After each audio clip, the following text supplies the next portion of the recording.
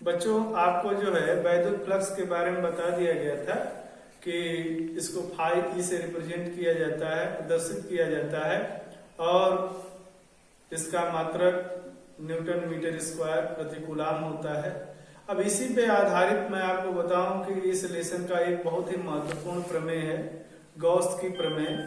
कहीं कहीं किताबों में आपको जो है गॉस लिखा मिलेगा या कहीं कहीं गॉस लिखा मिलेगा, तो इससे जो है कि आप भ्रमित मत होइएगा और ये बहुत ही महत्वपूर्ण है।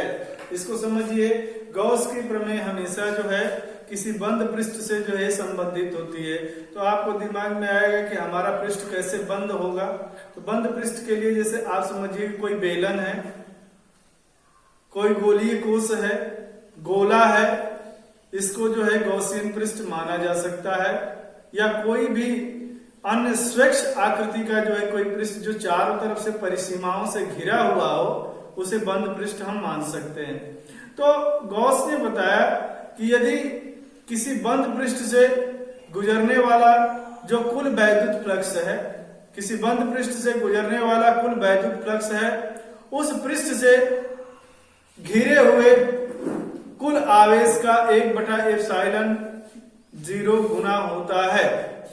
अर्थात इन्होंने बताया कि अगर कोई पृष्ठ बंद है, तो एक बार और सुन लें, किसी बंद पृष्ठ से गुजरने वाला कुल वैद्युत फ्लक्स उस पृष्ठ से गुजरने बंद वैद्युत फ्लक्स उस पृष्ठ से घिरे कुल आवेश का 1/ε0 गुना होता है। जैसे वैद्युत फ्लक्स को फाई से दिखाते हैं। यदि यहाँ देखा जाए तो ये एक बंद पृष्ठ है, इससे जो है कि परिबद्ध कुल आवेश या नेट आवेश प्लस Q कूलाम है। तो इस पृष्ठ से जो है कि गुजरने वाला कुल वैद्युत फ्लक्स फाई ई बराबर Q/ε0 बराबर, आपको बताया गया किसी भी बंद पृष्ठ से गुजरने वाला जो है फंडामेंटल तरीके से जो है कि पृष्ठ समाकल E डॉट क्या होता है, dA होता है। तो ये गॉस की प्रमेय है। अब आइए मैं आपको बताता हूं कि इसकी उत्पत्ति कैसे जो है की जाती है। देखिए, यहाँ पे एक जो है कि हमने काल्पनिक गॉसियन पृष्ठ लिया है। इस पे एक जो है प्लस Q कूलाम आवेश यहाँ पे बिंदु O पर स्थित है और यहाँ हमने एक बिंदु P लिया है इससे R दूरी पर, और R से संबंधित P से संबंधित जो है हमने एक क्षेत्रफल अवयव लिया है dA। तो अगर हम बिंदु P पे देखें तो क्षेत्रफल सदिश dA और वैद्युत क्षेत्र E जो है पृष्ठ के लंबवत बाहर की तरफ स्थित होंगे। इनके बीच का कोण क्या होगा, थीटा होगा। तो यह भूमिका तो आप जो है ये आसानी से लिख पाएंगे, हम लिख भी दिया है। तो अगर हम देखें तो थोड़े से इस पृष्ठ के कारण जो है गुजरने वाला वैद्युत फ्लक्स जो है थोड़ा सा होगा, d फाई E बराबर क्या होगा, E dot dA। E dot dA बराबर क्या होगा बच्चों, E dA cos थीटा। अगर हम देखें तो प्लस Q आवेश के कारण बिंदु P पर वैद्युत क्षेत्र की तीव्रता अगर हम देखें तो यह एक बिंदु आवेश है, इससे R दूरी पर स्थित किसी बिंदु पर वैद्युत क्षेत्र की तीव्रता का सूत्र आपको जो है निगमित भी किया गया था और बताया भी गया था। तो E बराबर 1/4πε0 Q/r²। इसको हम इक्वेशन 2 मान लिया है। यदि हम समीकरण फर्स्ट से फिर चलें तो E की जगह पे हम क्या रख सकते हैं बच्चों, 1/4πε0 Q/r², इसको हमने रखा है। और ये देखिए dA cos थीटा अपनी जगह पे है। गुणा में क्रम विनिमय नियम का पालन होता है। अगर हम इसको देखें तो इसको इस तरह से भी लिख सकते हैं या d फाई E बराबर Q/4πε0 गुणे dA cos theta upon r²। हमने आपको बताया था कि एकांक सदिश और क्षेत्रफल सदिश के बीच का कोण अगर थीटा है तो जो है कि dA cos थीटा बटा में r² जो होगा वो किसके बराबर होगा, d ओमेगा के, जहां d ओमेगा जो है एक क्या है, घन कोण है, घन कोण है। तो यह तो थोड़े से पृष्ठ से गुजरने वाला जो है कुल वैद्युत फ्लक्स है। यदि हम पूरे पृष्ठ से गुजरने वाला वैद्युत फ्लक्स जो है निकालें तो कहने का मतलब है कि फाई E बराबर पृष्ठ समाकल E डॉट dA, और E डॉट dA की जगह पे हम रख सकते हैं Q/4πε0 पृष्ठ समाकल d ओमेगा।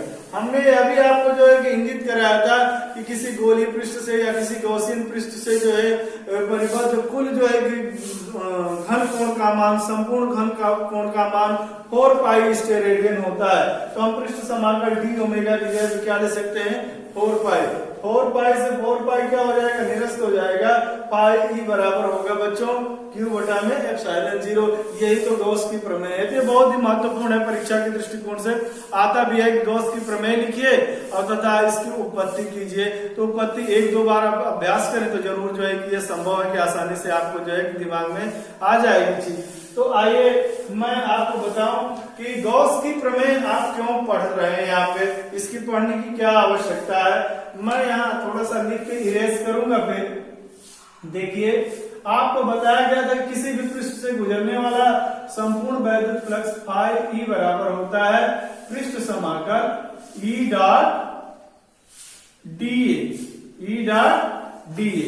गॉस की प्रमेय आने के बाद इस चीज को हम एक तरह से बेसिकली निकालेंगे, माने आधारभूत तरीके से निकालेंगे कि किसी पृष्ठ से गुजरने वाला संपूर्ण वैद्युत फ्लक्स जो है कितना है, ई डॉट डीए। फिर गॉस की प्रमेय का जो है एप्लीकेशन करके उसी पृष्ठ से गुजरने वाला संपूर्ण वैद्युत फ्लक्स का मान हम निकालेंगे Q बटा में एप्सिलॉन 0।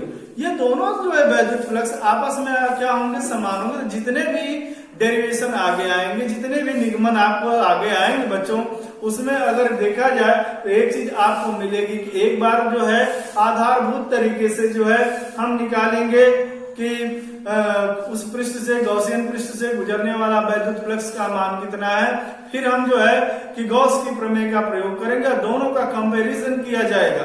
तो जब हम कंपैरिजन करेंगे तो इससे हमें जो है कि कुछ महत्वपूर्ण जो है परिणाम निकलकर सामने आएंगे, जिनका जो है उपयोग आप कर सकते हैं। तो देखिए, यहाँ गॉस के नियम का अनुप्रयोग आपको बताते हैं कि एक अनंत लंबाई का एक समान रूप से आवेशित तार के निकट वैद्युत क्षेत्र का मान कितना होता है। इसको जानने के लिए यहाँ देखिए, एक यह अनंत लंबाई का जो है कि चालक तार है, जिस पर जो एक समान रूप से जो है धनावेशित है, एक समान रूप से धनावेशित है। इससे r दूरी पर एक बिंदु P है, जिस पर हमको जो है इस तार के निकट वैद्युत क्षेत्र का मान ज्ञात करना है।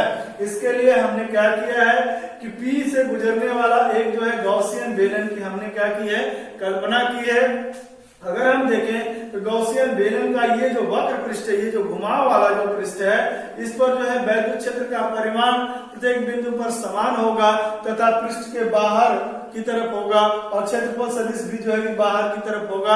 अर्थात वैद्युत क्षेत्र और क्षेत्रफल सदिश के बीच का कोण 0 होगा। अवकाश शून्य अंश का मान आप जानते हैं 1 होता है। लेकिन इसके जो समतल पृष्ठ है, अगर समतल पृष्ठ को देखें ऊपर या क्या है नीचे, तो वैद्युत क्षेत्र और क्या है क्षेत्रफल सदिश दोनों एक दूसरे के लंबवत होंगे।